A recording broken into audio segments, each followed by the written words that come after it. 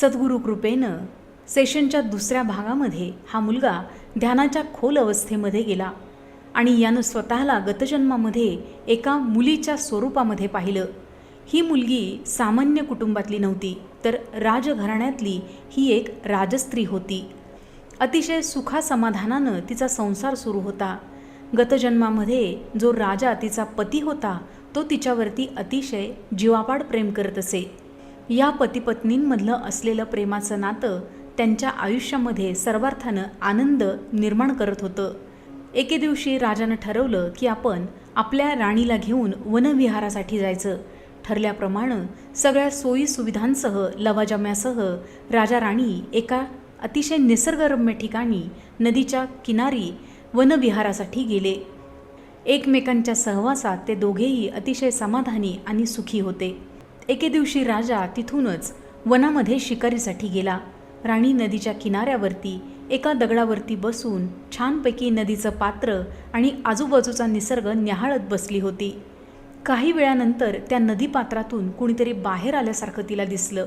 तिनं नीट न्याहाळून पाहिल्यानंतर तिच्या लक्षात आलं की पाण्यामधून एक युवा साधू बाहेर आलेले आहेत. पाण्यातून बाहेर आलेल्या त्या साधूचं तेज इतकं दिव्य होतं की राणीला क्षणभर स्वतःचा विसर पडला आणि त्याच आवेशात ती पुढे झाली आणि जाऊन तिनं त्या साधूला आलिंगन दिलं. राणी भानावर नव्हती, मात्र तो साधू भानावर होता. त्यानं तिला क्षणात बाजूला केलं. राणीनं हीच कृती पुन्हा केली आणि साधूनं विनम्रपणे पुन्हा तिला बाजूला केलं. त्यावेळी मात्र राणी भानावर आली. आपल्या हातून हा काय अक्षम्य अपराध घडला हे तिला जाणवलं. मात्र हे सगळं होत असताना नेमका त्याच वेळी राजा शिकारीहून परत आलेला होता. दूरवरूनच राजानं हे दृश्य पाहिलं. आपली राणी आपली प्रिय पत्नी एका परपुरुषाला आलिंगन देत आहे हे राजानं स्वतःच्या डोळ्यांनी पाहिलं आणि त्याचा प्रचंड संताप झाला. त्या संतापाच्या भरातच आहे त्याच ठिकाणी त्या क्षणी राजानं त्या राणीचा त्याग केला. राणी गयावया करत होती, माफी मागत होती, मात्र राजाने तिला माफ केलं नाही.